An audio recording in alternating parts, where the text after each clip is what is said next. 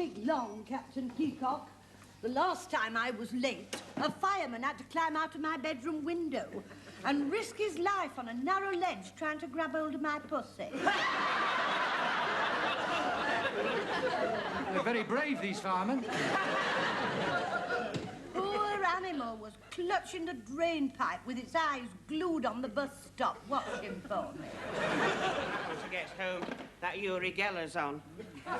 Oh, I like him. I think he's ever so handsome. Well, he must have something. Do you know, the last time he was on, I was watching it, and I was really concentrating. You know how you do. And I distinctly felt something move. So I plunged my hand in my trouser pocket, and do you know, my door keys were bent double. Ah, very kind of you all to stay behind. Now, settle down, everybody, do. Well, I hope I shall get home in time to see the Bionic Woman. I wouldn't have thought that was your sort of programme, Mr. Granger. Well, I want Mrs. Granger to see it. You know, I'm trying to persuade her to buy a hearing aid. She's never been quite right ever since she had that fall off a bus in Torquay. That must be quite a programme in itself. I can see it all. She fell off a bus, but she can be mended. We have the means, we have the technology. She'll be faster, stronger, better, with new arms, new legs, new teeth, and new varicose veins. That is very unfeeling. Mr. Lucas, I absolutely forbid you to speak to your superiors like that. I'm sorry, Captain Peacock. I thought once the bell had gone, we were allowed to become human beings again. Well, this does bring me to the first point. Nay, to the very nub of our discussion here tonight. My word, we've never got to the nub as quick as that before. Young Mr. Grace has been studying the sales techniques of stores such as ours in the USA, and he feels that we could benefit from some of their methods. Well, let me state categorically that if I'm to be expected to wear a Stetson hat and lasso the customers as they get out of the lift, I am leaving here and now. I've heard they have a very interesting position at Austin Reed's. That rumour's been going around for some time. There's no intention of us Yankeefying ourselves. No, what we're striving for is the American informality, their easygoing approach to customers and indeed to each other.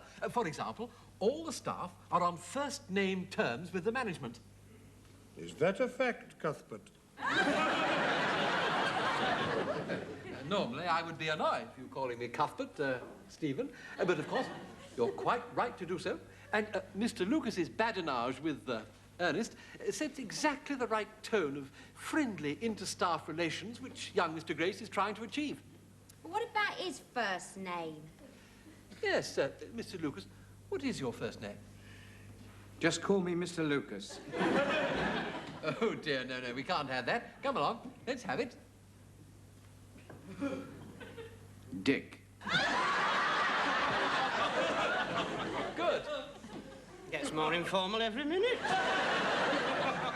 Well, now, I have a list of points here from young Mr. Grace, so let's go through them one by one. First, dress. We must henceforth dispense with the formality of our dress. All this rubbish about 2 inches of white handkerchief in the top pocket and... Carnations. Carnations and... Frills on blouses. Exactly. It's all out of date. All out of date. Dress to express your personalities. Don't look like salesmen. Look like people. Second, the approach to the customer. Don't strut up to the customer and say, "Are you being served?" No. Make contact with them. Say, "Hello there. My name's Stephen, and this is, Dick."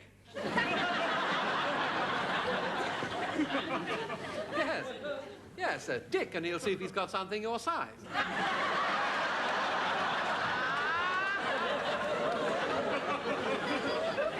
Thirdly, atmosphere.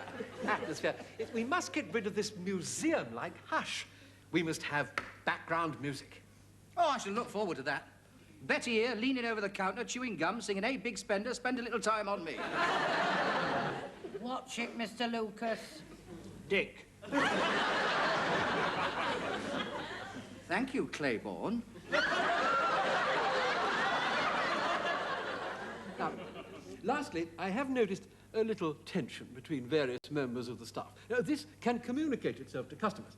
Mr. Grace has ordered that we should start each day, as we mean to go on, by declaring our friendship for each other. Friendship? Yes. Yes, we shall start each day by gripping our fellow workers by the hand, looking into their eyes and saying, I like you. Let's try it now. I'll set an example.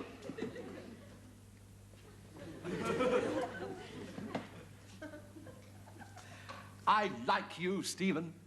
And I like you too, Cuthbert. From now on, we're going to be great friends. Oh, yes, indeed. Yes, good, good, good. I can feel the tears of joy welling up inside. Now, Betty and Shirley, let's see there's no ill will between you. Grip her hand, Betty.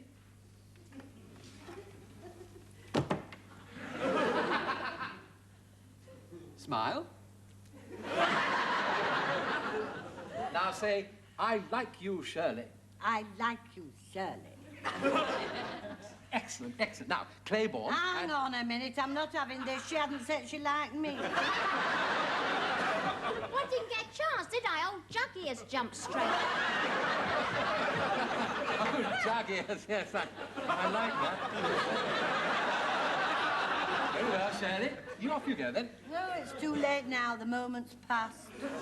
Well, never mind. Let's all do it together. Ready, steady, go. I like you. I like you, Claiborne.